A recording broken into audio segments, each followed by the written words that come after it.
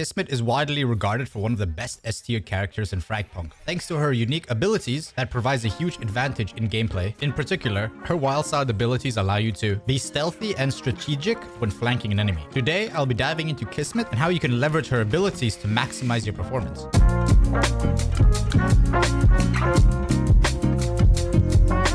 In today's video, I'll be walking you through the key strategies to playing Kismet effectively, including the best ways to use her abilities. I've broken this guide down into chapters, so we'll cover each of her abilities and how to get the most out of them. If you're new to Fragpunk and you need some fundamental tips, check out my Nitro guide for beginners after this video. Kismet's wild side ability, which lets her go invisible for a brief period of time. This ability doesn't just make you disappear, it also silences your footsteps, making it an incredible tool for flanking and catching opponents off guard. One of the best tactics is to maximize her wild side ability is by bunny hopping. While invisible, Kismet gains increased speed, and by hopping constantly, you can cover a large distance while maintaining stealth. The speed boost combined with your invisibility makes it difficult for enemies to track your movement. Here's an example of how this works. When I activate wild side and just moving straight ahead, this is the amount of distance that I'm able to cover.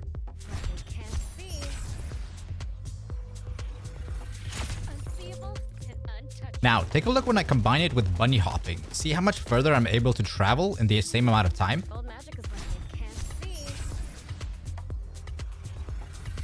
Unseeable and untouched. Pro tip, even while invisible, you can use portals to travel across the map. This lets you stay stealthy while repositioning quickly. This is incredibly useful when you're trying to flank an enemy from an unexpected angle. Kismet isn't just powerful on her own, she also pairs well with other characters in Fragpunk. For example, if you're playing with a Circuit on your team, you can combine your abilities for a disadvantage combo. Circuit's Gold Dust abilities allows you to stop the tornado at a certain point. This opens up a fantastic opportunity for Kismet to use her wild side to go invisible and travel right into the center of the tornado. This makes for a sneaky high impact flank, catching enemies by surprise and giving your team an upper hand. The best way to master Kismet is through practice. I highly recommend jumping into a practice match and experimenting with her wild side abilities, especially the bunny hop technique. The more you practice, the better you'll get in timing your invisibility and optimizing your movement. Test out how far you can travel while invisible, and try incorporating the bunny hop into your gameplay. You'll be surprised of how much ground you can cover. Now, let's dive into Kismet's scan ability. This is a powerful tool that allows you to reveal enemies within a specific range in front of her. This ability is a game changer, especially when it comes to gathering intel before executing a push or while defending. One of the best features of her scan ability is the ability to scan through walls. This makes it incredibly useful for gathering intel on enemies' positions even while they're hiding behind cover. Whether you're pushing a site as an attacker or holding ground as a defender, the scan gives you the visibility you need to make informed decisions. However, there is a couple of key things you need to keep in mind when using this ability. The scan ability has a limited range, meaning you can only reveal enemies within a certain distance. If you're trying to scan across the map, you won't be able to get the full visibility. Be mindful of how far you are from potential threats to ensure the scan reaches its target. The scan only works in the direction Kismet is facing, so it's crucial to position yourself correctly before using it. But if you're not angled with your target, it won't pick it up. The scan will reveal enemies in the current direction she is facing. Pro tip, if you know the enemy is at a specific area but aren't quite exactly sure where, you can use the scan to check corners or common hiding spots. This can be a great way to catch opponents off guard if they're trying to play sneaky.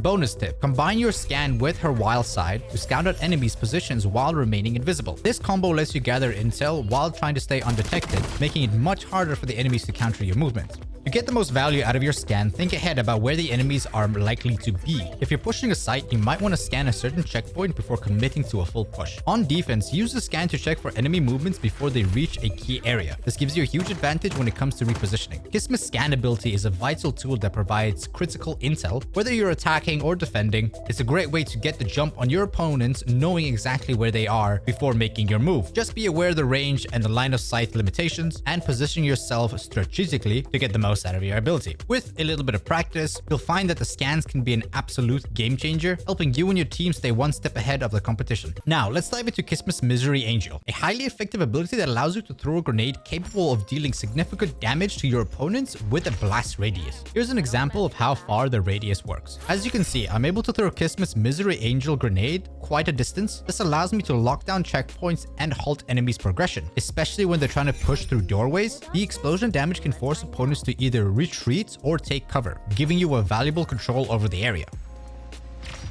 Here's a bonus tip. Did you know before you throw a Misery Angel, if you look on your map, you see a small little white dot. That is an indicator where it's going to land. Another effective use for Misery Angel is if you know the enemy is holding a certain corner or an entrance for a specific spot, throwing the Misery Angel into that position will force them to either take damage or retreat. This is creating an opportunity for you to push forward, disrupting their positioning, and get the upper hand. When attacking a site, knowing where the enemy is positioned is crucial. By throwing the Misery Angel grenade at that spot where the enemy is holding, you can disrupt their defense and drive them out of cover. This forces them into the open, making it easier for your team to push the site and secure the kill. You can also use Misery Angel in combinations with your other abilities, such as Wild Sides, to create even more pressure. Throw their grenades to flush out enemies out of cover while using Wild Sides to reposition stealthily and catch them off guard. Kismet's Misery Angel is an incredibly versatile tool in her arsenal. Whether you're trying to control a checkpoint, flush enemies out of cover, or create space for an offensive push, this ability gives you the power to disrupt enemy strategies and take control of the battlefield. To make the most out of the Misery Angel, it's all about timing and positioning. Practice using it to predict enemies' movements, and soon enough, you'll be able to use it to create disadvantaging openings for your team.